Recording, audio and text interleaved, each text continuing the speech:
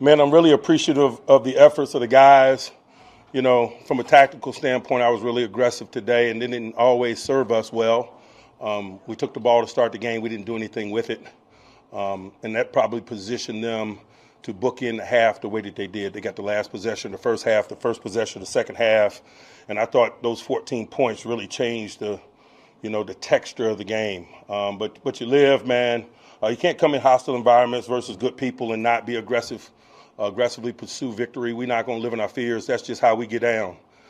Same thing on the fake punt. That is me. I own that. I'll do it again. But we didn't execute it. And so it was a bad idea. But our guys fought. They didn't blink. We got contributions in all three phases. We got contributions from old Steelers like Cam has been around forever. We got contributions from new Steelers, man, like Mike Williams and Preston. And we're just appreciative of all parties involved. It's a good team win. When you're coming into an environment like this, man, and you find a way to get it done, not only is it a well-earned victory, man, but there's some real growth associated with it. Knowledge of self individually and collectively, man, is a component of this thing as we push through this journey, man. And we learned a little bit about ourselves, hopefully in a positive way today. We had a lot of bumps and bruises. Some people were able to go back. Here are two that I think did not. Dante Jackson with a hamstring did not. Alex Highsmith with an ankle did not. I think everybody else kind of in some form or fashion got back in the game. Last time on Steelers for 7 podcast. Like I said, I'm about a 3.5 hour drive from there. So I'm still trying to find things. Huh? Which part of Virginia you live in? Oh, I live in Roanoke. Roanoke is on the completely opposite side of Virginia. It's southwest. Never mind. I know why 3.5 hours now. Yeah, like I said, you feel me? So seeing what he's doing with everyone else is like, oh, that's the doctor's note. That's the doctor's note. Yo, let's go to the Steelers trade deadline. We just traded one. Can I rant down real quick? All right, I got you. All right. Okay. Hey, yeah, you be on point with that joint right there, bro. I'm like, damn, like man. Squidward. He get thrown around like Squidward.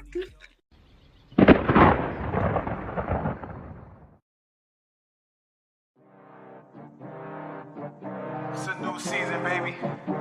Steelers for 7 podcast. You already know what it is, man. Gang, you already know what it is, man. It's still a gang. It's a gang. It's the gang. You already know what it is, man.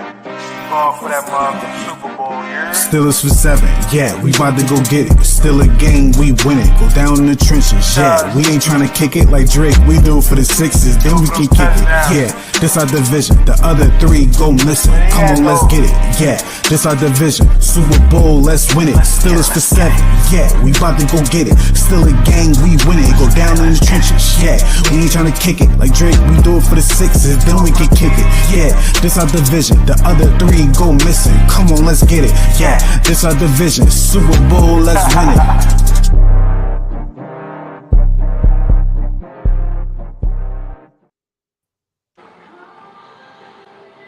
Nation, still a nation. What's going on? This shit got kept easy here. Joined by a colorful cast. My ad. You feel me? Got Dre right there. Money Miss right there. Got Terrence Pitts in the building. You know it's a real episode when he pull up. He only comes to the official joints, you feel me? Well, how y'all fellas doing, man? Gucci. What's good, my G? I'm doing great, man. I was a little bit of a scare yesterday, but other than that, it's Steelers football. What can you expect? But I'm feeling good. It's Victory Monday. Let's celebrate it. Yeah, man. I've been celebrating since. Nah, I'm lying. I was celebrating for a little bit, man. Then the Knicks had to play and lose. Kind of messed up the rest of my day. I ain't gonna hold you. I said, all right, let me stop watching basketball for a good month and a half. I'm gonna stop watching basketball until the NFL season over. I can't take the early season struggles, man. It's hurting my heart. But we don't gotta worry about no crazy struggles. You know, with the Pittsburgh Steelers right now, they're playing right now their best football. I'm about to say basketball, but their best football. You know what I'm saying? Beating the Commanders 28-27. You know what I'm saying? it was like a back and forth game. You feel me?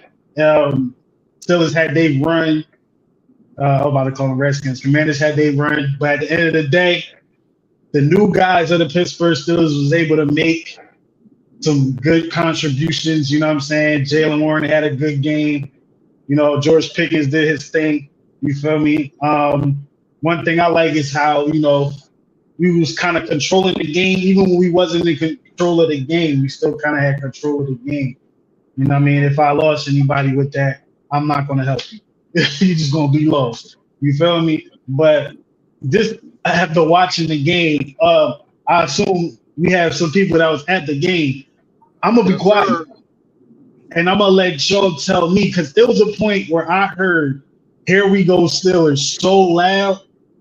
I thought somebody was playing Madden in, like in another room or something. You feel me? Like it was extra loud. I'm like, "Yeah, what the heck?" But talk about your experience, man, watching the game, being there. You feel me? The atmosphere. You want Money Mitch? You want to go first? Yeah, I go first, bruh. Man, it was the takeover, bruh. Like I was saying before, bruh. I had to take, because we, you know what I'm saying, because we live here, you know what I'm saying. Of course, we got a lot of people that's Commander fans that are close to us and stuff like that. Cool, but I told them when we got there that we was gonna take over the spot, bruh. They ain't want to believe me, but they found out the hard way, bruh. Pause. We realized took the stadium over, bro. Everywhere. We was everywhere. We dominated the stadium, bro. It was like being in Heinz Field, fool. I ain't even gonna lie. So check it, right? I'm a pivot a little bit. It started over the weekend. It felt like, honestly, it was just like a Pittsburgh takeover in the DMV. Yep. I say that because one, the Penguins beat the Capitals. Yeah. Then we had a couple groups from back home in Pittsburgh who rented out Barcode and a couple other nightclubs in DC, and it was called a Pittsburgh Takeover DC. It was crazy packed with number of Pittsburgh folk there. Yeah. Bro, then when you get to the game, listen, I'm walking to the stadium. People are hunking. Now, mind you, I'm walking around a whole lot of Commander fans, right? People are hunking, but every car that hunked was hunking at me. It was all Pittsburgh fans everywhere. Bro, so by the time I get in the stadium and I'm walking to find my seat, those same chants that you heard during the game, you heard those chants walking through the stadium mezzanine. Yep. Like all you heard was "Here we go," still a chance around the entire facility. And when the game started, and when I tell you, man, I have so many videos. I only took videos at times purposefully just to show the support and how many Pittsburgh fans were out there. It was crazy. You talking about terrible time. But Kev, you want to know the wild thing they did, the Commanders tried to do? Mm-hmm. What they tried to do? They tried to create a raised hell Commanders towel. A burgundy. And burgundy. A burgundy towel. Washcloth. A burgundy, bro. It was a burgundy towel, bro. Like who's really seeing that? Like who's seeing that? Like who when you wave that, who's seeing that? Hey, Turn. I said, y'all gonna keep waving these washcloths all game, huh? hey, fam. I told them those washcloths was equivalent to the scene in Harlem Nights when my man was shooting that little pistol. And everybody else got heavy big boys, and he said, "Stop shooting that!" Like that's how I felt. Like the Commander fans around me weren't even waving them no more. They was like, there's no point. You guys outnumbered. There's no point. It definitely like blended in with whatever they had on. Like we didn't notice. Like all we was the yellow palette. You feel me? They said stand out. It didn't. Hey, dog. They should have had white ones. They probably would have stood out. Yeah. Because they made it burgundy. Hey, dog. Their announcers set them up so bad, fam. Right? Their announcer said, it was their ball, right? And their announcer said, "Make some noise." What? Man, You telling that to us? he Y'all kept on saying offense. it though. He kept Y'all, saying it. I was y'all like, on y'all on offense. You want us to make noise? right. Is that like that doesn't make sense? Yeah. And it ain't Hey, no way in bro, hell you can out cheer Steelers fans. No way you can bro, out. bro. You talking about when our defense was on the field? Defense, like to the point when our defense they were lifting their hands up for Yeah. the crowd to get louder. TJ Watt was waving his hands up to get on third down, trying to get everybody up. Yo, we Disrespectful. at FedEx. Hey, hey, I was walking around the stadium telling folks, welcome to the north side. Welcome to the north side. If you've never been to Pittsburgh and you don't know what the north side look like, you just experienced it. Yeah. Oh yeah. Without even going. Yeah. Where. It wasn't cold up there, right? It wasn't crazy. It was Now cool. for me, I felt like it was a sunny day for me. I was going back and forth. I was in the suite, so I was going like back and forth. Okay. Hey, But you see when you see him, he a house. Now my little brother working the stadium, so you know what I'm saying. I was moving about. Word. Yeah. Word. Got the hook up for real. For I ain't sure. know that. Right. I would have came up, man. No, I ain't see. Hey, look, I talked to Terrence. My man disappeared on me. Hey, bro. Hey, bro. I was listening. Hey, Kev, you already know. Listen, Kev, I was getting content in the stands. I had my wireless mics Yeah. with me. I'm Oh yeah, you interviewing was going. fans in the stands. I'm interviewing Steelers fans, Commander fans. Like I'm asking Commander fans, like, how do you feel about that gift we gave you with that fake punt? Tell me your thoughts. Yo, I was hot. I wasn't. You I know what was though? hot because of who dropped it. I wasn't even mad I'm that he like, yo, made the it's play. I was always mad that he him. dropped it. Yeah, I was like, It's always him. Like James Pierre went through everything, yo. It's like, yo, so what haven't you been a part of that's bad? But it's like he like the little brother that you gotta keep around because he's good for yeah, something. But yeah, bro. he always mess up. Yeah, he threw me off. I ain't even gonna lie, he threw me off. I was But like, yeah, come man, on, real quick, man, we're Pierre. gonna take our first break. Can you talk about that touchdown throw? Yeah, man. What you did. First of all, I think you got to love clutch moments. You know, when you get guys that can make plays and do things for you. First of all, Big Mike over there, just traded for him. You know, he's a tremendous football player. We got GP on the right, Van on the right. Those guys. Pat showed up in big ways. I mean, just guys just stepped up in key moments, and just another great moment. You know, when you're playing the game, it's a collection of 75 plays, and you want to see how many great moments you can have. And when we had that one in the key part of the game, obviously. You've had a lot of, obviously, over your years, satisfying throws, touchdowns, but that seemed to be really satisfying to your reaction after you hit that.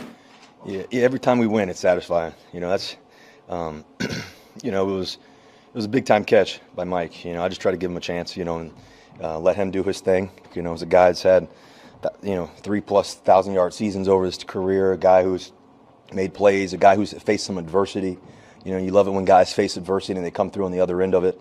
He had a great week of practice. I thought all of our guys had a great week of practice. We battled. We knew this is a really good football team, and they play hard, they play tough throughout the game, and we knew that it was going to come down to the wire, and we made it when we needed it. It's hard to do that with a guy that literally just got here. You've had that little time with, he's had that little time to get into the offense. How difficult is that to pull that out? I think that when you throw so many footballs and you play with so many different talented guys and everything else, but really it's a credit to Mike, just. Yeah, real quick. You can't tell me Coach Mike Tomlin is not one of the most influential people on the planet. Like, it seemed like you get around Mike Tomlin for like a week, you're going to start talking like him. Like, all the players, even big. Like Ben had been Bill Cowher for a while, and then all of a sudden you start hearing Ben talk like Mike Tomlin. It's like, yo, everyone talk like Mike Tomlin. I felt like Mike Tomlin sometimes. Like, Yeah. Mike Tomlin yeah, Mike Tomlin's aura is infectious, though, bro. He has probably the most infectious aura ever, and it rubs. I mean, thing is, it's that's what more can you ask for in a head coach than for you to rub off on your players, or the players to rub off on you, whatever you want to call it. But yeah, bro. dude. You're not okay. You just gonna let that one ride? No, I'm not. Oh yeah, hold on. I'm bugging. I let that. I didn't catch it. I was going like this in my head. Trent, no, stop. Yeah, because I ain't catch it. All right, for everybody who's viewing, this is a PG rated podcast.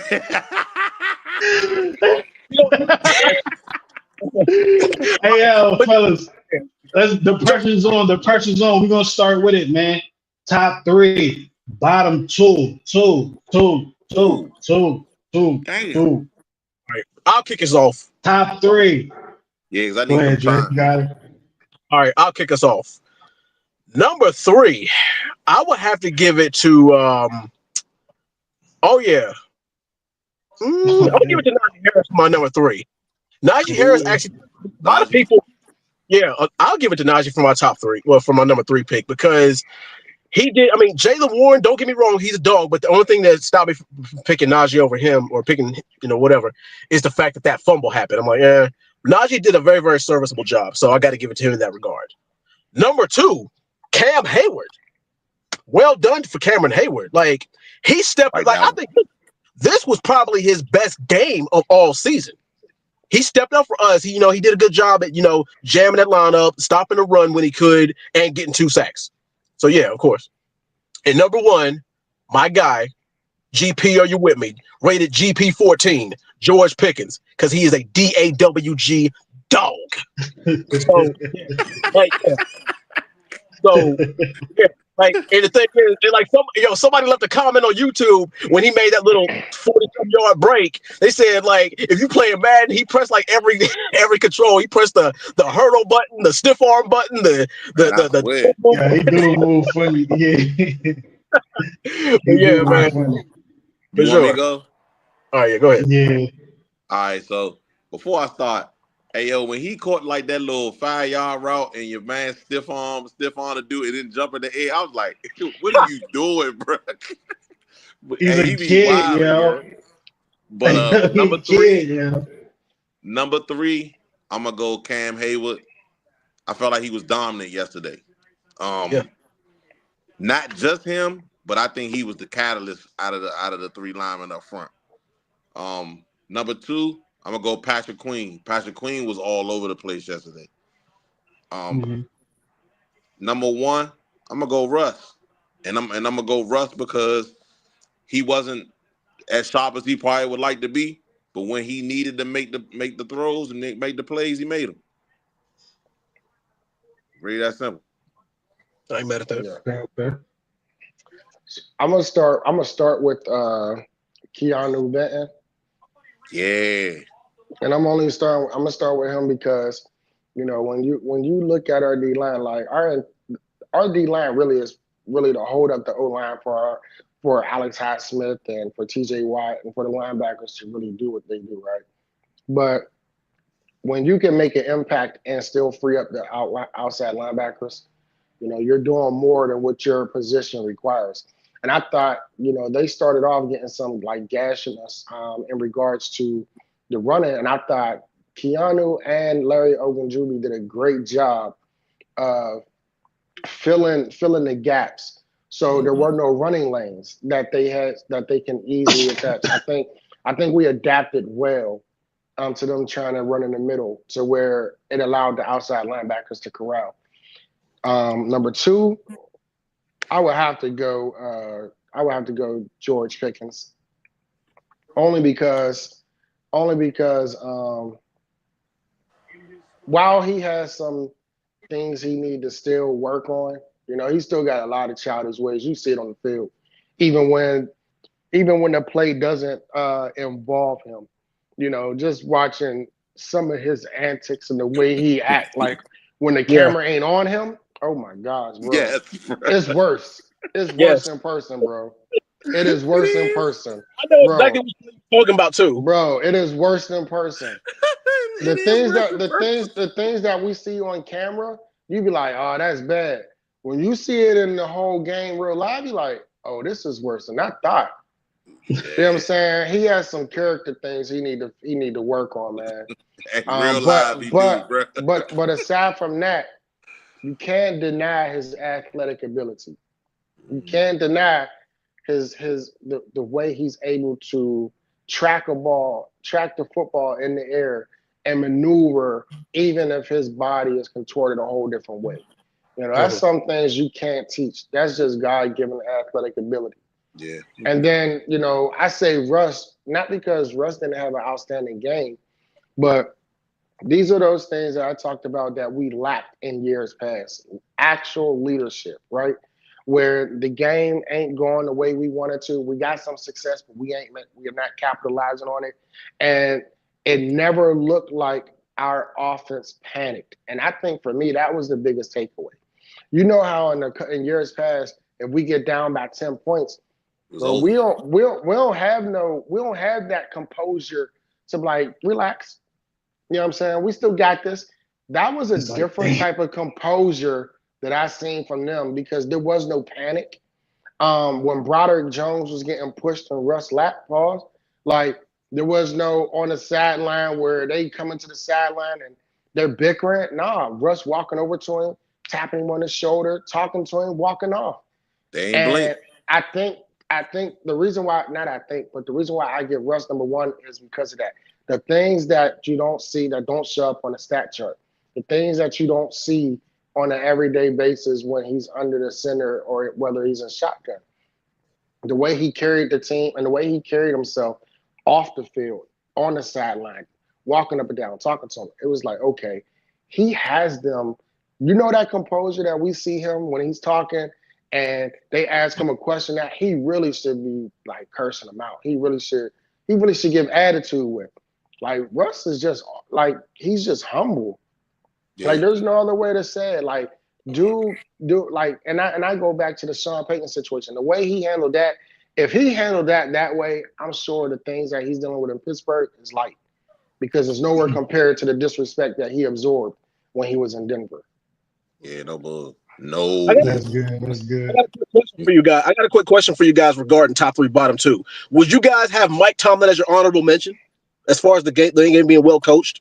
Well, I was going to call him number one, but I thought we was focusing on the players, so I ain't really want to throw a coaching. Oh, no. It could have been anybody. It could have been the fans if you wanted to say. Hell, we could have put the fans on. Fans is honorable mention. Hell. Yeah, I was about to say that. Yeah, I would put the fans in honorable mention. It was loud, man. Like, this on TV, it was loud. I'm like, yo, I had to really question, like, wait a minute, Steelers not home.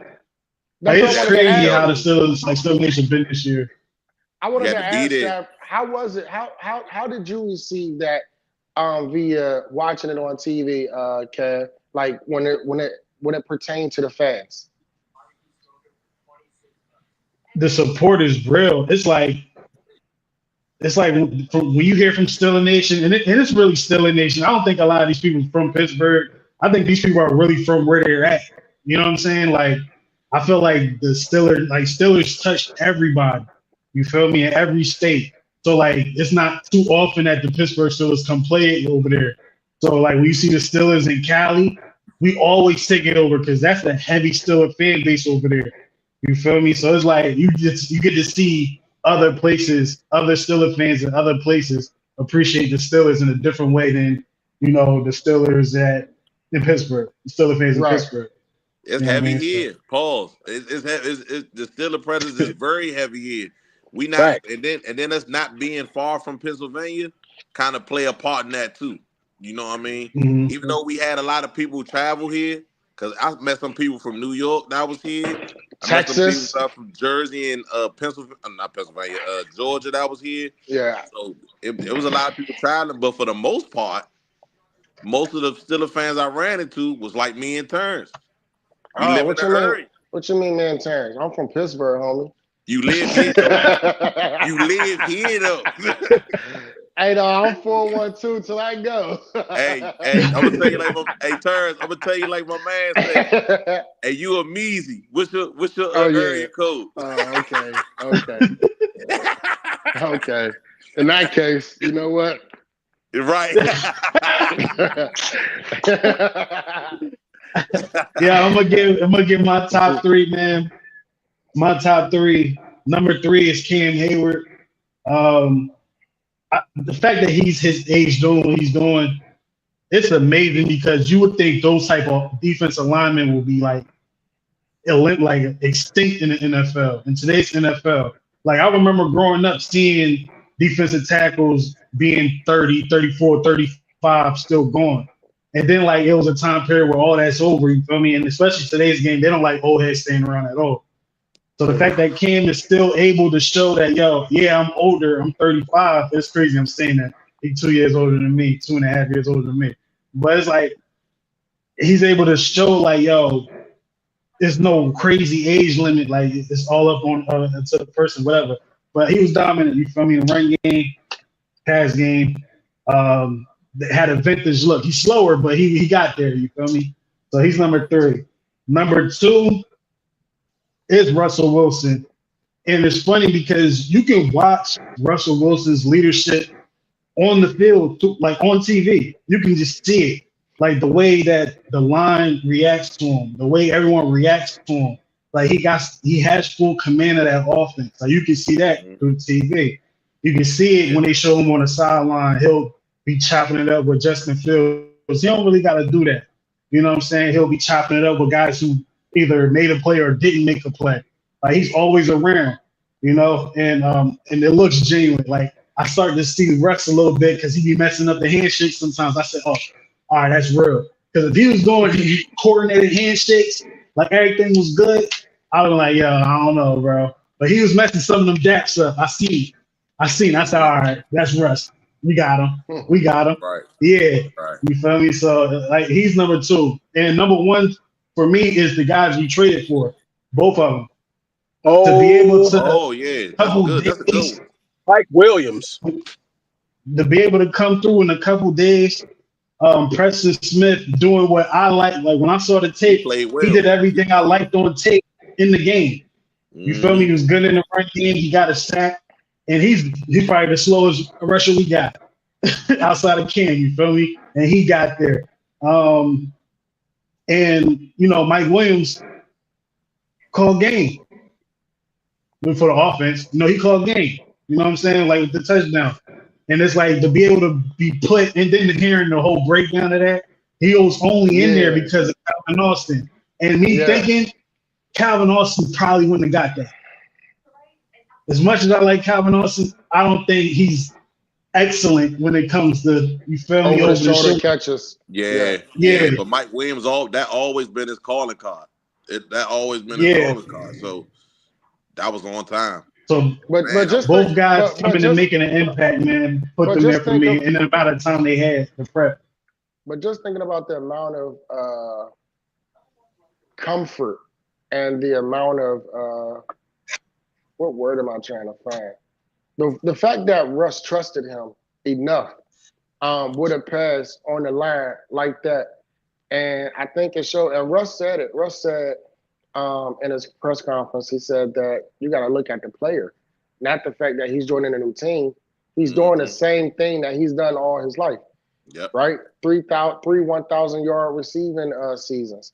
It's not foreign to him. He just hasn't been in the right situations to help him propel that. And I think that, and I'm gonna be honest, and I'm gonna say it on air, I was one of those who was, I would say, skeptical in regards to the bringing Mike Williams on. Not because I didn't think Mike Williams was capable. We said that last week too, Terrence. I'm one of those too. Not because I didn't think he was capable. It was just that I felt like his injury history to me would pushed him off. Like the fact that he dealt with 2 concussions this year already. That was a red flag for me. But you know, the fact that people say, well, how did he elevate you guys? The fact that he was able to go out there in that moment, when the moment was at its highest, and deliver, that shows that he's quality game for it. Right. We touched on that last week.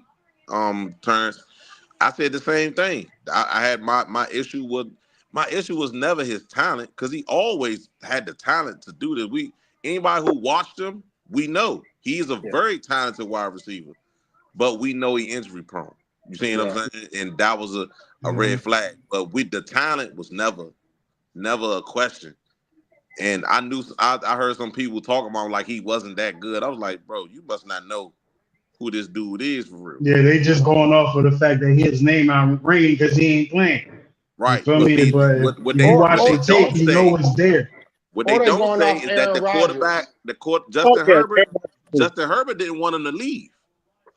You see what I'm saying?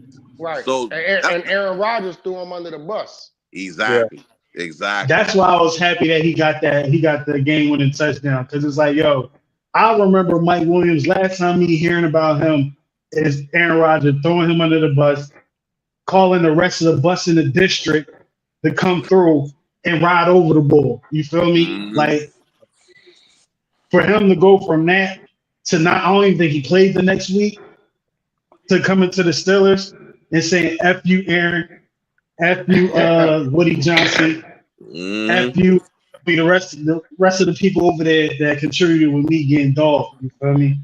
I'm with a team, a culture, a family. You feel me? That's going to embrace my strengths here. You know, and you saw both guys able to prosper, like fit in. And now, you know, before we do bottom two, it's saying that Alex Smith might be out for 2 to 3 weeks. So getting Preston Smith when we got him, it's like, ain't we lucky we got him? You know what I'm saying? And how y'all feel about Alex Smith, man? They say Nick Herbert will probably be back next week too, so that's right on time. This is my hate week. Raven week is my hate week. I wish we had Alex Smith for this game. I'm gonna just be do transparent. I really do. I'm gonna be transparent because, albeit when Nick Herbert get in there, he has splash moments. Yeah. But Nick Herbert doesn't give the same amount. He doesn't command the same amount of respect from the opposing teams. No, he don't. He doesn't give us, again, those things that don't show up on the stat line. Sometimes when TJ Watt get a sack, sometimes it's not necessarily a lot of what TJ Watt did. It's the fact because Alex Highsmith pushed him that way, or vice versa. Yeah. I think they work well together. I think they work well together, and when you have one of them out, they're out of sync. It's like, Nick Herbert coming in, he'll get you a sack or two, but Nick Herbert also will give up the edge on a run, or Nick Herbert would, when it's in passing situations, Nick Herbert's he's an island, he's in Swordland. Like, those are the things that I value from Alex Highsmith. Not only his ability to rush, but his ability to help force a situation to where he make the quarterback either think he needs to go to the left where he's pushing him to TJ, or the fact that he could drop back in coverage and cover a tight end or two. Highsmith better against the run. Simply put, he's better against the run. He more physical at the point than Nick is. He bigger than Nick anyway, but he more physical at the more pause. He more physical at the point that he is. You know what I'm saying? But we definitely gonna miss him for this game. I think Preston Smith can be a big asset in this game because I think Preston Smith is really good against the run. So that he can be an asset in this game. We just use him differently. Yeah. Like the way we use Highsmith, like the way we use Preston was we use Preston like we use Keanu, Cam, and Larry Ogunjobi, right? Because typically in Green Bay, or he was rushing. He was because they use 4 down linemen and 3 linebackers. We're at 3-4. We're 3 down linemen, 4 linebackers. That's a difference in the way we rush and what we're asking our D linemen to do. So I don't know if putting pressure on the edge would be a benefit for us, because we're not asking him to do the same things that made him special in Green Bay. We're basically taking his skill set and we're shelving it because for what? Like, no, I think we should leave him down there on that 3-man front because he got pressure. And like even on that, was it a reverse Yeah, he they tried to do? beat the mess out that. Yeah, It was a reverse they tried to do, and it looked yeah, like he was going to pass it.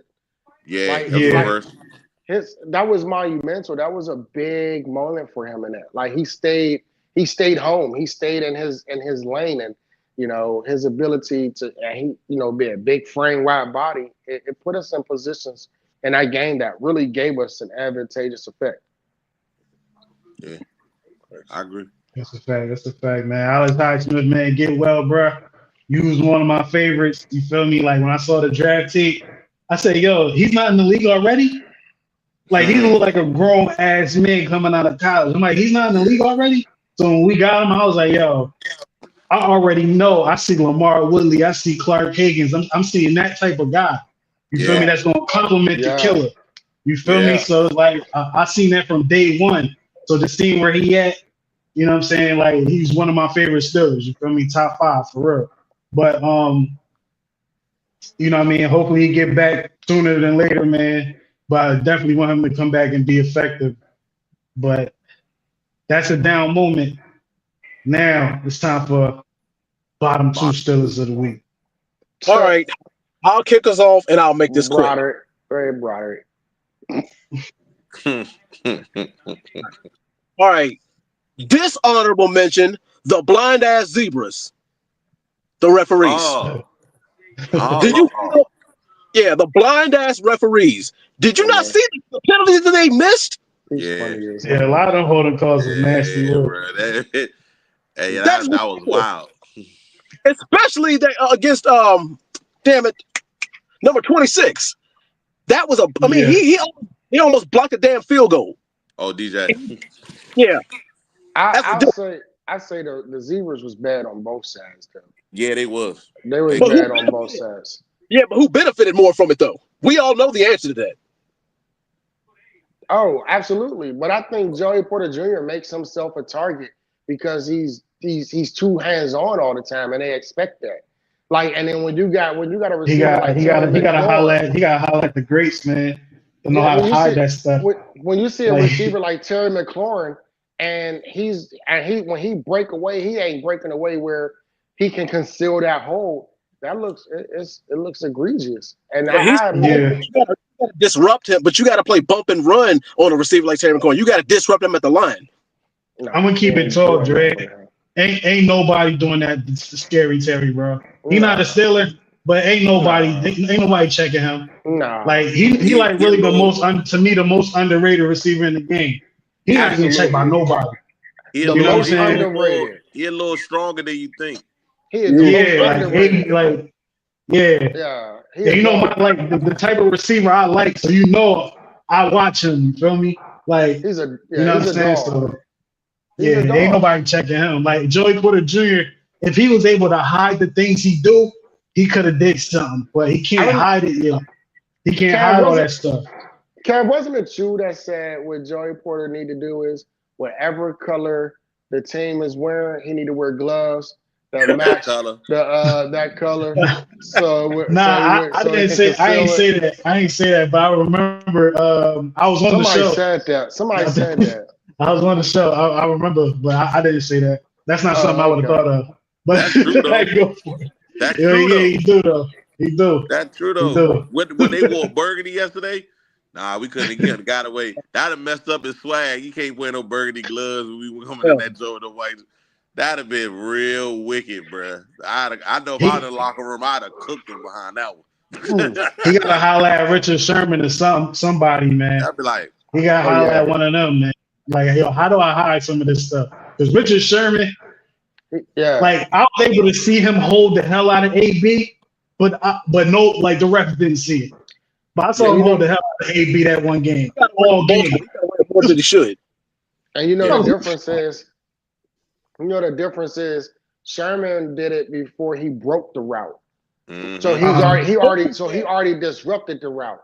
Yeah. JP Jr. does it when they're breaking from the route. So all you see is a shoulder this way or an arm this way. So it's easier to call on him. Like when they're in route, and if you tugging, a little bit in route, it's different. Where when they break away, you got to release and play catch up. But no, I agree. Richard Sherman definitely he was the king at that. For sure.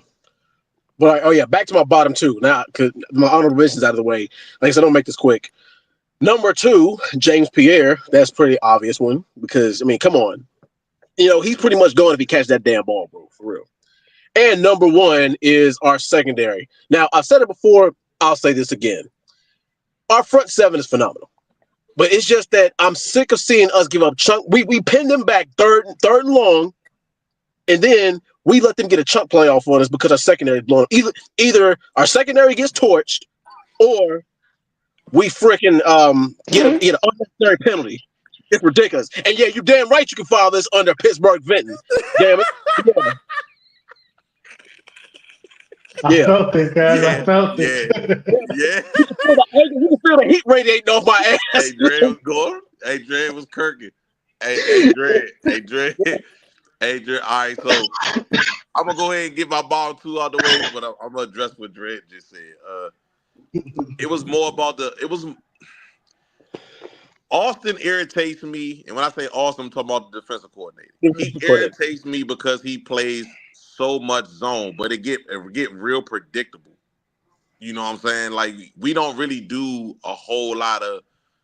It's not like he in the first half he was playing flat out plain same zones most of the time, and in the second half he getting innovative. I don't understand that, but I like the fact that they make adjustments. But Lord have mercy, that it looked like he played cover 3 the whole last drive for the first half, and then going into the second, the first drive in the second, and they broke when he caught that slant and went long, ran long. I did caught the slant, McLaurin.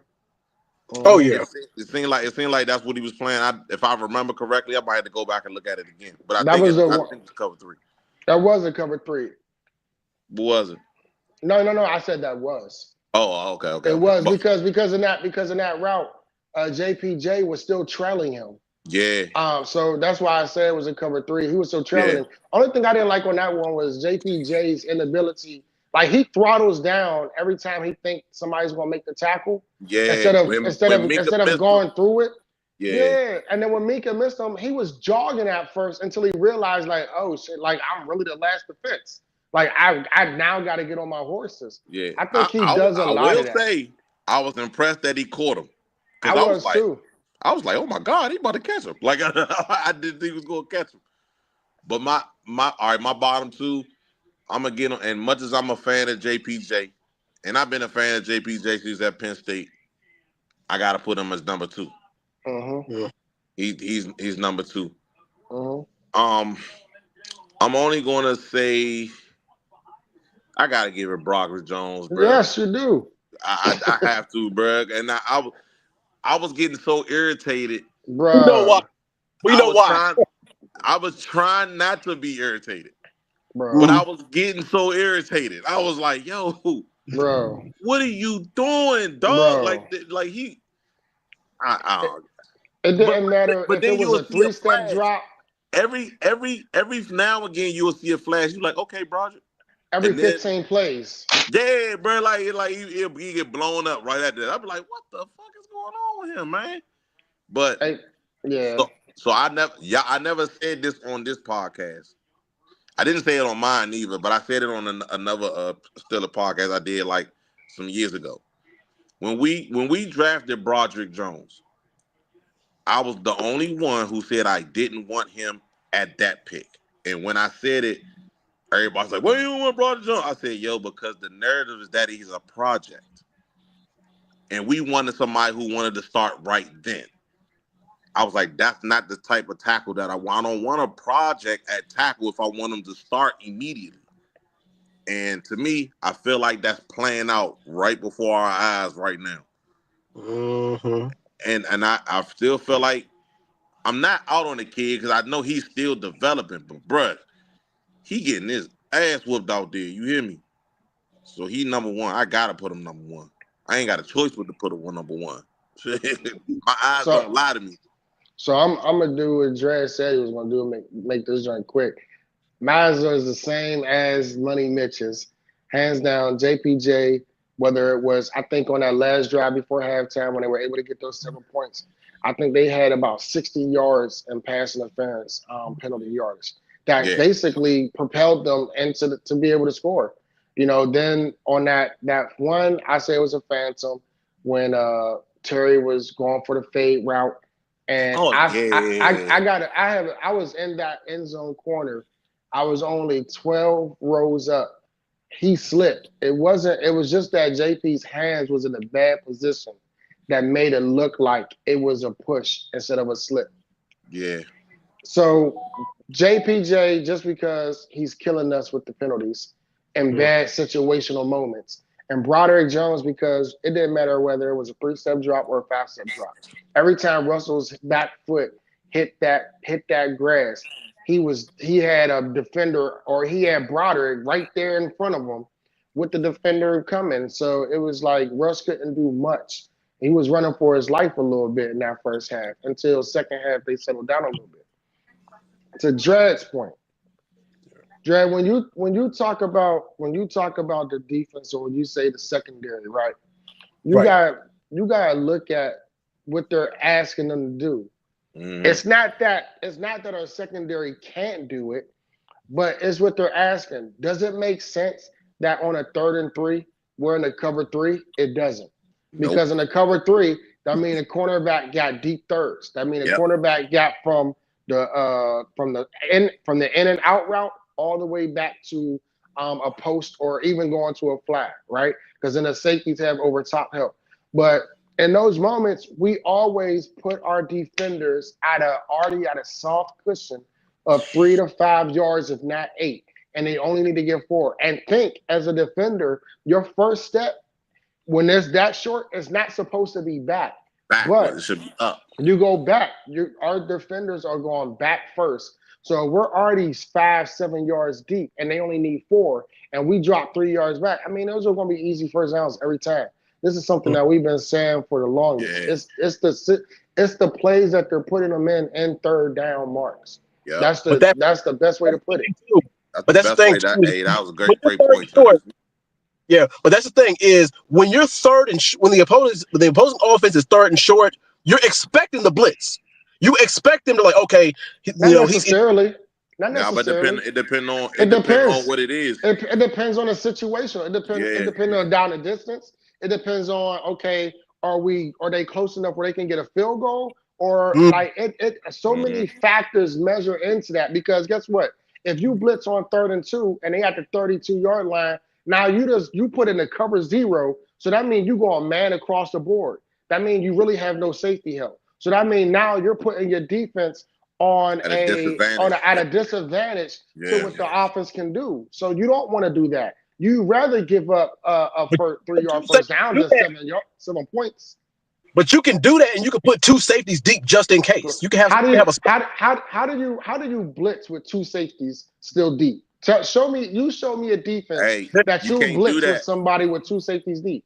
You can't do that. There's no way you can do that. Now the middle of the field is wide open. Wide open. It's wide open. You don't want to do that. You don't want that. You can look up at the ceiling all you want. That shit don't make sense, my guy. Yeah, you can't do it. But see, that's why we play. If I don't know if you noticed, we play cover 3 with the safety down. We don't play cover 3 with 2 safeties in the back. We play one high safety, one single high safety. Yeah, because we can afford to put Minka back there, because Minka can cover the ground. Everybody can't run them type of coverages, so it make it a little more difficult. My thing with Austin, he blitz. He don't blitz when we need to blitz sometimes. Like, you know what I'm saying? Like, he'll play cover 3 when we probably need to blitz. Or he'll blitz when we need to play cover 3. Like, you know what I'm saying? Like, or he in quarters. Yeah, we ran quarters. We ran quarters at the, like, if you're gonna run quarters, you can't have, like, this is when I say know your personnel. You can't run a quarters with Landon Roberts running quarters. and you can't run a blitz. And you can't run a blitz with number 41, our rookie linebacker. Like, those are 2 different players. Like Yeah, 41 bro. is not our blitzer. He's not running. He's so small. He's not running them line. He's not giving them linebackers any work. He's easy. They hit him. They throw him. They on to the next person. Like Yeah. Landon is that guy that's supposed to lead the blitz, and we put 41 into deep cover. Even though he's not that great at coverage, he has speed. He has Yeah. agility. He can disrupt some stuff. Why we dropping Landon Roberts in deep thirds, bro? Yeah, man. It don't make sense. Hey, Kev. Now you see how he talking? That Yeah. sound familiar? Shout out to my young nigga, man, Pat. I mean, what's his name? Peyton Wilson, man. He gonna get better, man. He a pup, man. He a Oh, pup. no, he's still learning. He learning on the He fly. a pup, man. He All I learning know on is, the fly. look, I ain't gonna keep comparing him, and I never tried to compare him. But I remember Dude. number 50. He ain't started off too good either. I'm just Don't saying. do that to that man. No, Don't do that to that man. Don't do bro. that. Don't do that. Look, That's I like ain't them even trying say to his name. I ain't Don't even do say his that. name. That's like Nah, them you trying don't to. have to. You heard what Mike Tomlin said when they try to compare Jaden Daniels to Lamar Jackson. Oh yeah. Yeah, Yeah, I that's busted Mr. out Jackson. laughing when he said that, yo. Cause I'm like, Yeah, yo, it's he like- trying to nick trouble. He trying to nick Yeah. trouble. I don't know if it's the code. You know, I'm not gonna say it on the show. I ain't gonna say it on the show. If we were talking off the show, I would have said some flagrant shit. But I'm not gonna say it on the show. You feel me? This ain't the Saints from back in the day. But Oh yeah. But my bottom two. I'm gonna say number 2 because I say he's on my list until I see different. That's Broderick Jones. For the third week in a row, I'm gonna say this. Play you ass. Get it together. No What is mercy. that? Get it together, man. Who'd you say? Who said Broderick? Broderick Jones. Oh. Hey, he been on this list for a while. I had to say, boy, you ass. Get it together. You feel me? There's nothing else to be said to the guy. I don't know what's up. And number 1 for me,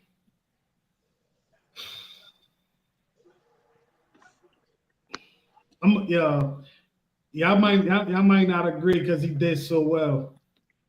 But yeah, it's Jalen Warren, man. Y'all know how much I hate fumbling. Nah, it's the fumble, bro. I already knew. The fumble. I hate It's the fumbling fumble. and Jalen Warren fumbles. You feel me? So it's like, yo, bro, like It was him trying to get that extra like I'm mad at the fumble. I'm not mad at the effort. Yeah. So I got a question. I got a question for y'all because from where I was sitting, it didn't look like he fumbled. So I couldn't really tell. And then I didn't see the broadcast. So on TV, was it a fumble? Yeah. Look.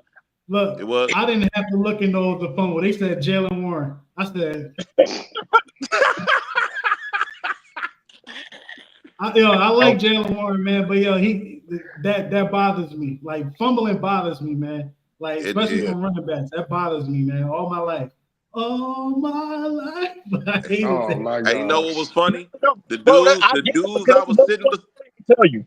The number one thing they tell you, I'm about to say, and that's the thing. The number one thing they tell you if you're a running back is football security. Football security is number 1 if you're a damn running back. Wide receiver 2. But yeah, I understand where you're coming from, Kel. Especially because of the way Jalen Warren runs. We all know that he's a dog. We all know his run style. He is a that boy, he loves contact, no diddy. But yeah, anyway, that's the point, is the fact that he is a hard runner. So No. The funny part is the dude I was sitting beside, when we got like inside the 5 or something like that, I had just said out my mouth, I said, you know what? They need to put Najee in right now. I had just said that. And then he fumbled. I was like, Najee don't fumble. I ain't gonna lie, I was irritated, but I didn't feel like, oh my God, we lost the game. I didn't feel like that. The whole game, though. I'm gonna tell you what was funny. We was down 24-14. This Washington Commander fan comes past me, put his hand on my shoulder, and said, "It's gonna be all right, youngster." You know what I said? Do I look worried? And then he looked. You know what he looked at me and said, "You don't." Yeah, yeah. I wish I'd have saw him again after the game. Yeah, you be like, Yeah, I'm gonna see if I can be fast with it real quick. But go ahead. I'm gonna see if I can be fast with the look I would have gave. Hold up. I wish I'd have saw him again. I swear. I wish I'd have saw that dude. He's an older cat too. I wish I'd have saw him. That'd have been great. He'd have been like, "That's why you wasn't worried." I'm like, exactly. It was too early in the game to panic. You know what I mean? yeah. It was way too early to panic, man. You try to find it, Cam? Yeah, I found it, but you feel me? I gotta do a lot of stuff. Because if I try to show y'all on the phone, y'all ain't gonna be able to see it. I gotta download this. Don't worry about it. Yeah, it's gonna pop back up, man. Well, check this out. We're gonna take a quick break. Then we get back. Yeah, what I'm talking about. And then we're gonna get into the new Monday's version of Are You With It or Not? All right. George, which of those catches was more satisfying, the touchdown, the 34-yard slant, or the toe tap on the sideline? I'll probably say all of them. They all help the team, you know, get us a victory. So all of them. What was your reaction when over the years, and I don't know how much you've watched Russ over the years, but we've seen that pass from him many, many times, and here he did it again on the touchdown to Mike. Yeah, I'll probably just say, letting the ball loose. That's one of his biggest components of his game. Trusting the receivers. When it's a certain coverage, when you see certain space, front pylon, back pylon, he's going to release it. So his mentality for throwing the ball is for sure superb. George Russ was just saying your relationship, how quickly it's grown. From your standpoint, why has that grown so quickly? I'll probably just say repetition for sure. Throwing after practice, throwing before practice, watching memes, watching films, and other guys, so we can get our connection, to where it's A1. I'll probably say that's the most thing. You guys were very aggressive in your approach on offensive end. Did you sense coming in to the game you had to put up some numbers offensively to be able to? Oh yeah, for sure.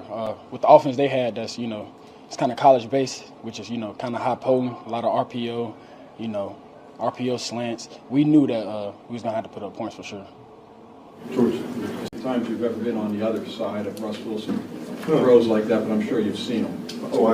Twice, personally, but to have a quarterback that stepped up in that moment, we're thankful for. Always felt confident in the quarterbacks we've had in the past. But today, he just made some plays that we needed in critical moments. Mike talked about doing some things that hadn't been done against this team, third down stops, and especially that critical fourth down stop. What did that mean to you guys to be able to come through in those situations?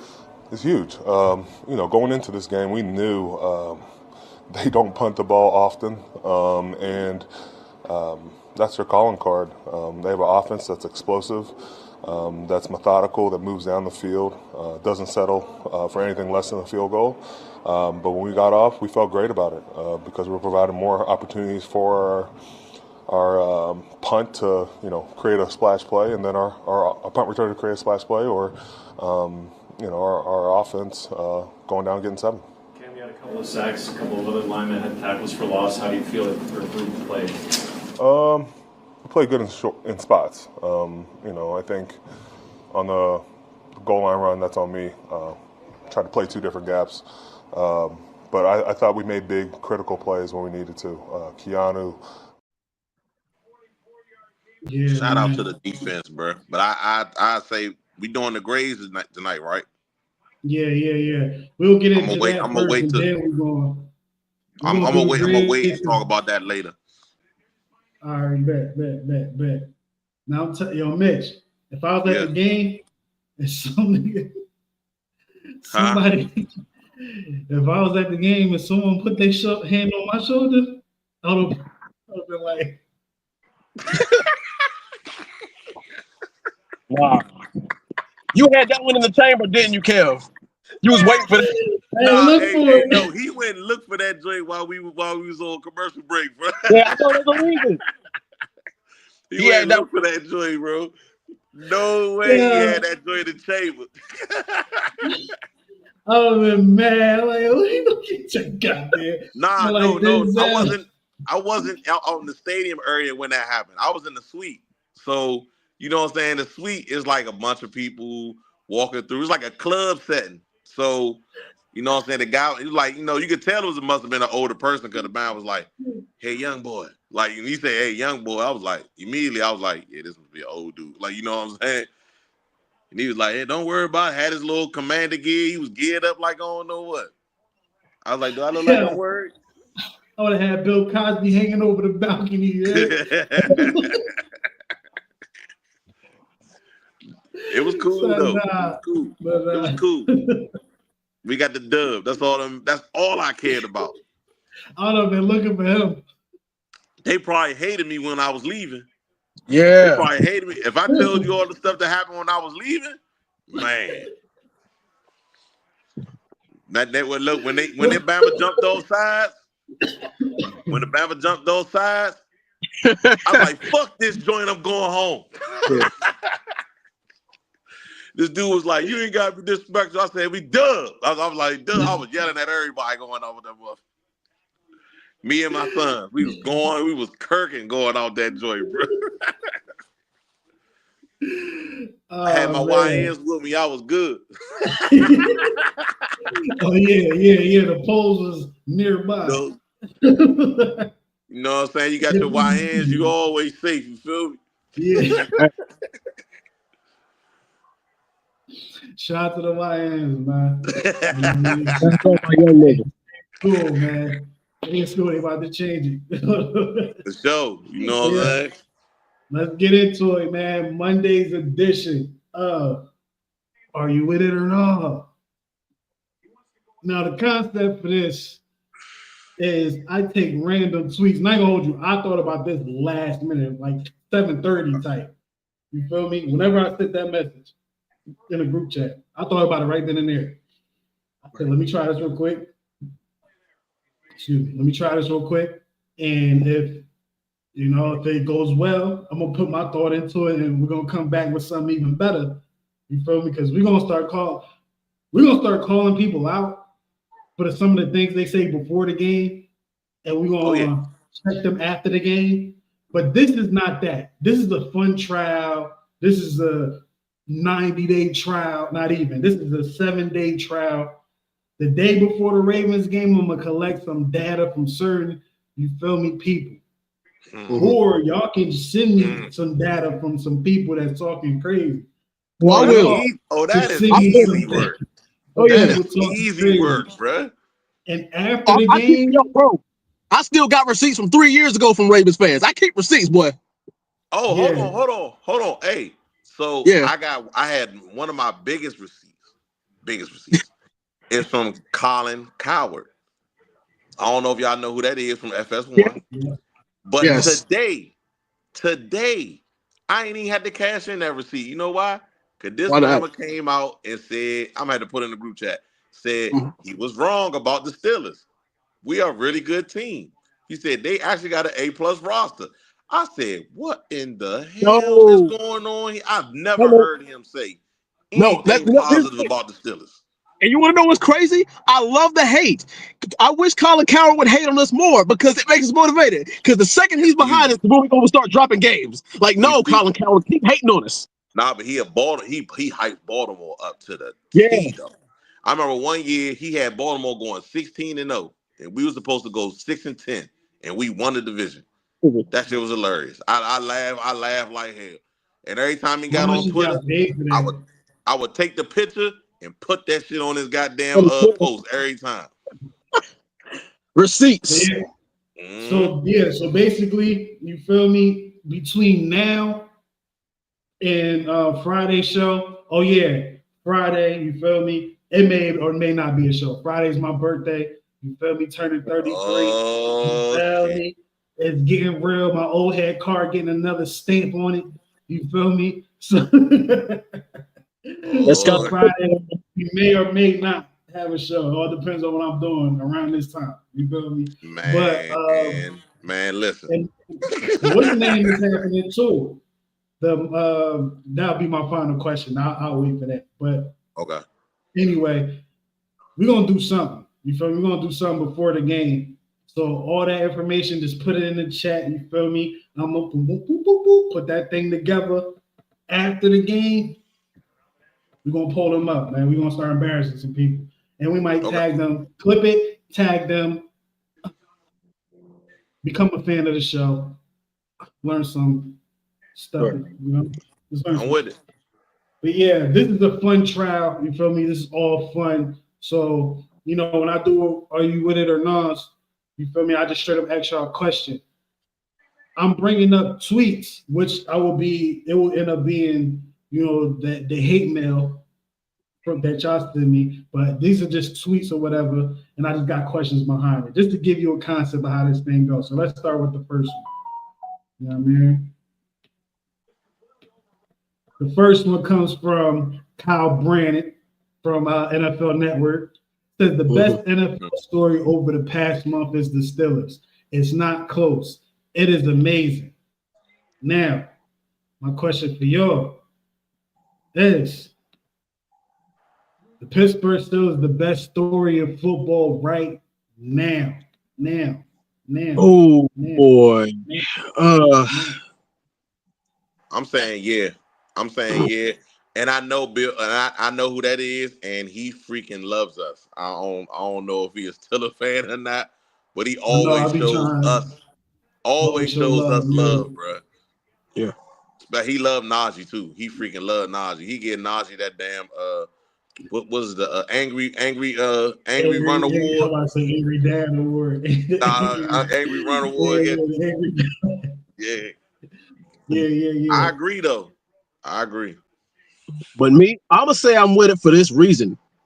It's because at the beginning of the season, a lot of people's had us in the AFC North basement, and now we're at the top.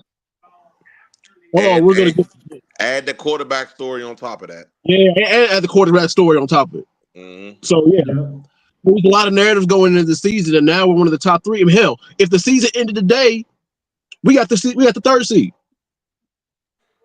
and that's only because of a tiebreaker. Yeah. Now, this might be me going off on a little rant, but really, we should be 8-1, and y'all know why.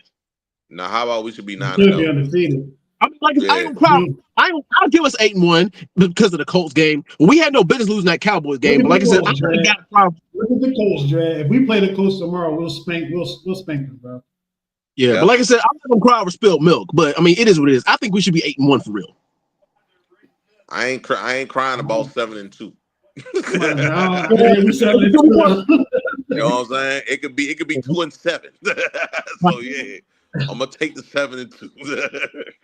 All right, next one, y'all. Next one. So we all with it. I think the only other story out there is probably the Lions, but you don't even know. Like, you can't even say that. The Lions was going to be good regardless. Like we didn't know they was going to be this damn good, but they was going to be good regardless. Yeah, I think it's just a big gap between us and the next story. I can't think of nobody else that's positive. You know what I'm saying? Yeah. You got the negative stories, but I ain't counting those at all. I'm not thinking that's what he means in that. All right, yo, the second one. Here we go. What the hell is this, Sierra? Dancing? Hit the quad.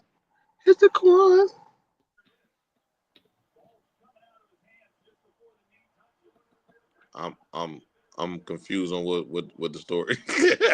I'm not one. Bringing the good vibes.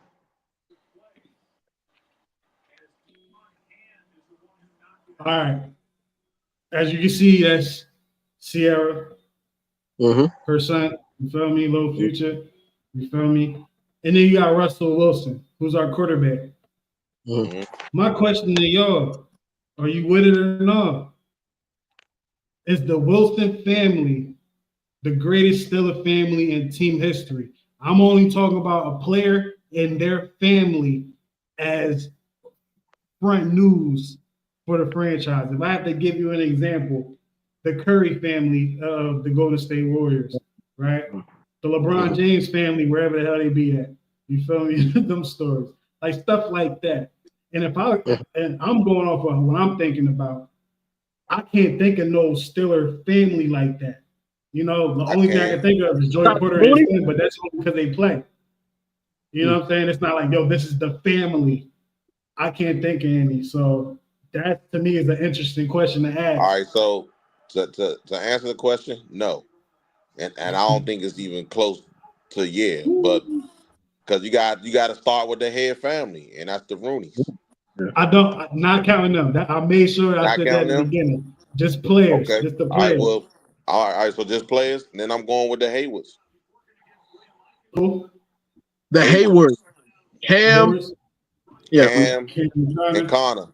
Connor. And then He you know who their celebrated his father. mom a lot. If you know You seen their Connor father, you grow know up who their low key. father. You know their father's a father is. Craig Ironhead. Yeah, you know what I'm saying. So I'm gonna say them. It's debatable. You could say the Watts. Yeah. Yeah, you can. You Eric and can. TJ, yeah. Yeah, you can You actually can. say that. I can't get at the Wilson because he just got here. You feel me? Yeah. Yeah. But look at the I- caliber though. Yeah, but Sierra. She the I only one out of all them that got her own career. don't her impact is not heavy in Pittsburgh. You see what I'm saying? I think that's Yeah, a culture thing also. That's another yeah. story. But you know what I'm saying? I think her impact is not as big as Russ's actual impact. You know what I'm saying? Because Mm-hmm. If Russ was playing bad, we wouldn't even know nothing about that. You know what I'm saying? You We'll don't even be hear nobody saying, talk we'll be about it. saying, we'll be saying, so get out of When are you there. leaving? Yeah. No, I agree, man. I agree. I would probably say the Watts over the Haywards. Even though we did see Connor grow up a little bit. Yeah. We did see him grow up a little bit. You feel me? We was able to see that. But the Watts, TJ being JJ's Derek. little brother, his family coming having a split jersey, Derek Watt being on the team, so they added a triple joint to it. You feel me? So it had its moment. And if I have to go back in time, it might have been some other families out there, but I don't think there was marketing players like that back then. Like, yo, look at the fan outside of the Mannings and all that. Yeah. I mean, Yeah. yeah. So yeah, I'm gonna say no to that as well. Dre, we don't know if he coming back or not, but we're gonna move on. Yeah. Next one is this right here. Boom. The Steelers suck. They haven't played any real teams. They got washed Russell Wilson. The games after their bye will expose them. They'll finish last in the division. 7-2 and first in the forget the last line. Look at the last line. But look, my question to you, and I'm gonna keep this up. Okay? My question to you is I gotta find the question first. Well, one of these phrases, all right, misspelled that, but one of these phrases one of these phrases be used again in mainstream media before the Ravens game. Yes, it will be based Which one you on. take? Which one you think? I guarantee you. I'm gonna be honest with you, at least two of these. I know we gonna probably hear that Russ is washed and that we ain't play no real teams. We gonna hear both of those. I guarantee it. Some goofball gonna say it like Mark Madden or somebody. Somebody gonna say it. Some goofball gonna say it, and we all gonna look at him like they mentally retarded or something. So yeah, Yeah, I know that. me, I'm definitely going with the games after their bye will expose them because I saw what they did with the Commanders. All of a sudden, in the early morning, all of a sudden the Commanders not a real team. All right, okay, Yeah. guys. They 7-3. Next, so and then also they haven't played any real teams, and the Russell Wilson one, they I kind did. of heard that today. Yeah, that was bullshit. I feel like I heard that one today. They blew out the Chargers. So now they not a real team. I'm sorry, not the Chargers, the Cardinals. They wilding, bro. They wilding. I don't get it, man. Yeah, they blew it. And the Cardinals, we've been talking about the Cardinals recently. They've been whooping teams behind, and the Washington blew them out. And they went to Cincinnati and beat them. I Yeah. guess they forgot about that. I ain't buying none of the stuff they put up there, bro. Like it's all cap, man. Yeah. Like they just wanted to piss us off, big. Like they just want to piss us off. That's all that is, man. Yeah. All right, we got two more. Next one. Oh man, I was loving this view right here. Yeah, I seen that a couple of times. I was loving that view. My question, shout out to everybody's tweets, you feel me? I ain't shouting y'all out this week because, like I said, this is the trial run. I'll shout y'all out when, you feel me, we do the real one. You gotta know when you're talking crazy. So, yeah, this one right here is this Steeler team, this Steeler team is the most bought-in Steeler team in the last decade. Whew. It's hard for me to answer this one because we still got 7 games to play. No, we still got 8 games to play. So that still remains to be seen. But through the first 9, I want to say, yeah. Damn, LeBron James had the damn Monday night game. I want to say, yeah, but I can't. I would be remiss if I just said that without, like, I need more information. You feel me? You know what I'm saying? Like, I need more information. Yeah, I was with that was my initial thought when I put that up there when I came up with it. But then I thought about it. I'm like, I could kind of go back and just look at leadership from anybody outside of Coach T. A lot of them best guys. Leadership we had was maybe 2 years of Big Ben out of that. You feel me? Before the transition of the young players, yeah. And then it's like, even with that, they wasn't bought into what we was doing because we not totally ass. You know, so like I think after this amount of games, I can say yeah. Just based off the leadership from Russ, the trickle down effect from Coach Tomlin, you feel me? Omar Khan doing what he's doing, so it's kind of like he's a part of it too. You know what I'm saying? We met like Kevin Colbert was Kevin Colbert. He seemed like he was always in the office. You feel me? He'll come around, but he do what he do in the office. Omar Khan felt like he a part of the team. He was one of the coaches. You know what I'm saying? So it's like Arthur Smith, the way he loves Justin Fields and Russell Wilson. It's like we haven't seen an OC quarterback partnership, whatever. Bruce Arians for real. Yeah, and Bruce Arians, him and Ben, they had their moments. You feel me? Yeah, like but Ben they had their moments, but they loved each other. You know what I'm saying? So it was like a, you know what I'm saying? Just I'm gonna give you an example. Like me and my cousin, we'd be on a basketball court when I was playing basketball like that. We'd be on a basketball court and be cussing each other out. It didn't mean nothing. You see what I'm saying? It didn't mean to the naked eye. They probably like, damn, they cussing each other out. They ain't each other's team. But we totally locked into what we saying. You know what I'm saying? Yeah. So I'm gonna say yeah. You still saying no? I'm gonna say yeah for the time being.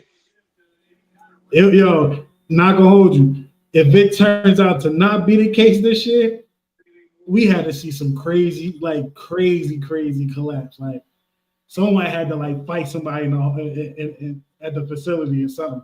Or somebody had to pull a Gilbert Arenas or something. It had to be a major change. I think it had to be that crazy. The damage was going on. What I see, you feel me? Because everyone is playing well at the same time. When you start if you start losing, that's when stuff start changing. You feel me? Yeah. Everybody happy. The crazy boy y'all was talking about. The crazy side of the young boy. hey, bro. I can't even tell you what stressed them out of the wild shit we seen from your boy on the interception. He probably be barking at the other people, man. Hey, dog. It was funny. Like we was laughing about it. You know what I'm saying? With that shit, I was like, yo, what the fuck? Like, what is GP doing out here, bro? Like real live, man. It was hilarious.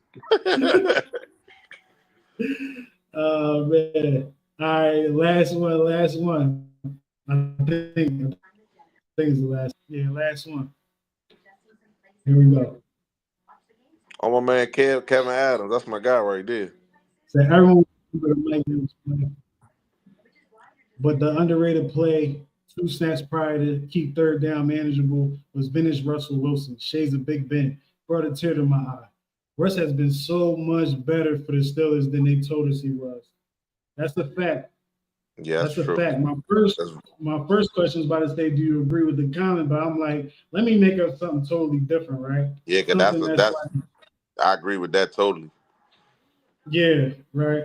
So this one right here is like, all right, let me reach, but let me get all the way to the point where it's like it's not considered a reach yet. Mm-hmm. You feel me? It's kind of like, yo, you're attempting, you're not reaching yet, you just attempt. You feel me? And that's this right here. If the Steelers win the Super Bowl, will this be considered Russell Wilson's greatest season?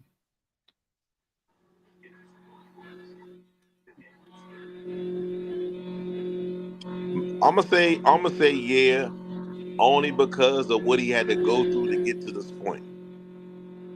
You see what I'm saying? All the negative talk, people was killing Denver for even trading for him, and then they was, some people saying he was washed. So yeah, because of that, I would give him that would be his greatest season. This would be a great season. Yeah, I agree. Just based off that, the story is loud. Like the Super Bowl they won, that was more about the defense. You know what I'm saying? Yeah, it And was. the one that they lost, it was about Pete Carroll. You feel me? And Yeah, his thing wasn't they should have won really that one. good. They Yeah, should have his won name that wasn't one. good. He got to Lord stay knows they should have won that. because even if Russ handed that ball to Marshawn, Russ would have still been considered a superstar because he won 2 Super Bowls. Oh yeah, but I will say, you gotta remember that year, Russ balled his ass off that year. You know what I'm Yeah, saying? So the other year it was kind of like we were running football team. That year he threw like 4,000 yards, all that. He was balling that year, so it was a little different. You know what I mean? So he was challenging Ben for the top 5 spot. That shit used to hurt my heart seeing Ben slip down. say what now? Man. When Ben was slipping down the top 5 quarterback list, and Russell Wilson was the one that was overtaking him. Yeah. But that was because he was getting older. That's all that really was. That's all that was really about, man. You know what I'm saying? Because like you gotta think at certain points, like Ben was almost untouchable. You knew he was like in the top 5, like you know what I mean, like 2013 and 14 and 15, man. You couldn't take Ben Couldn't off tell of him that nothing, top man. 5. You know what I mean? Hell yeah. Happens with Hell age yeah. though. You got that Yeah. decline. Hell yeah. So that's the new version of Are You With It or Not? The Monday editions, you feel me? Friday editions gonna still do the predictions of the game.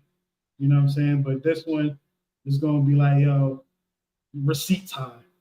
Right. You feel me? Right. Everybody that says something crazy prior to the game, and we only gonna do this when we win. Because it's gonna be a million receipts if we lose a game, bro. I swear. People We go off the losing deep unless end. They go off the deep end when like we that lose. They act segment like the cancel world this over. week. We My gonna man, replace that segment for real. the dude Kev, man. I like their content. I really like their content, their podcast they be having. But I swear, week to week, bro, they go up and then when they go up, if we lose, they go to hell with it, bro. Like for real. Fire everybody. Fire Tomlin, everybody. I'll be like, God damn. Like y'all record this right after the game. Right. I'm like, jeez. And but hold on, but the funny part is they admit that they do it. So the fact that they admit that they do it just make it that much Respect it. better. You know what I'm Yeah, saying? Like you respect. respect it. So the fact that they say that they do it, because he come out, he's like, look, man, I know I kill Mike Tomlin, man. I kill him on here a lot of times, but you gotta love the guy. I'll be like, this is funny. Like every time. And the other guy to be on there with him, man, he be so in, like, I love his energy when he watched the games, man. He watched the games, his energy be great. Like he be kirking. Man. Like TJ make a play, he be like, fuck it, TJ. Like he be going on. I be like, I love this, Hey, man. yo, I ain't got that in me no more, man. When I watch the games, and I blame doing a podcast and shit. I blame this because I can't watch it with emotion no more. I gotta watch it to talk about this shit. Look here. So it's like I got a can't turn group that chat. shit off. I got a group chat, right? It was like me and 6 other people. When the game go on, I mute the game, the group chat. I don't, because there's one guy in there that talks, that chats the entire time. I don't want to hear that shit while I'm watching the game. So to stop that, I mute it. When the game is over, I come back. Gotta be that way. Yeah, it's like I think I probably had maybe 2 moments out the game where I get extra excited. That's if it's something that I like didn't expect to happen. But it's like even if we win it, I expect whatever we do, I expect it to happen. And if we losing, I expect us to lose the way we losing. Like, I don't know. I think it's the fact I'm getting older, you feel me? So it's like I'm seeing the same stuff over and over with minor tweaks. You feel me? Whether like or in general, like if you played it, watched it for a long time, you gonna know what's up. You feel me? You may not watch know stuff play out. You watch what stuff play out sometime that you already knew was probably gonna happen. So when it happens, you're not surprised. You see what I'm saying? And I low key been like this since we lost to the Packers in that game, in that Super Bowl. Bro, I bring this time back a lot all the time, bro. Fresh out of high school, you feel me? Going to college, you feel me? North Carolina, party school, ECU, you feel me? Drunk as hell, Super Bowl night. You feel me? Yeah, man, I'm watching the game. Franco Harris jersey, you feel me? Hooped up, all that, man. And then we just lose the game. I'm just sitting there like this. This dude, like, I ain't gonna hold you. I don't know who house I was at. You were just there watching. I was there. Dude walked up to me, he was like, yo, man, I don't know how you're not freaking out and breaking stuff in here, man. I'm like, it's not my house. Yeah, I'm about to say, first of all, it's not my house. I'm not trying to pay out money for somebody else. I was questioning myself. I was like, yo, why am I not flipping out? That's because that was the first game I saw where I said, yo, we supposed to lose this shit. Hey, so that's funny you said that. I was already mellow before that, but when I watched that game unfold, I didn't get mad. And a lot of people was like, why you wasn't mad? I said, I'm not mad because the way that game went. It was certain throws that he made that we was there and we didn't make it. We couldn't make the play. They were like, we didn't make the play. We couldn't make the play.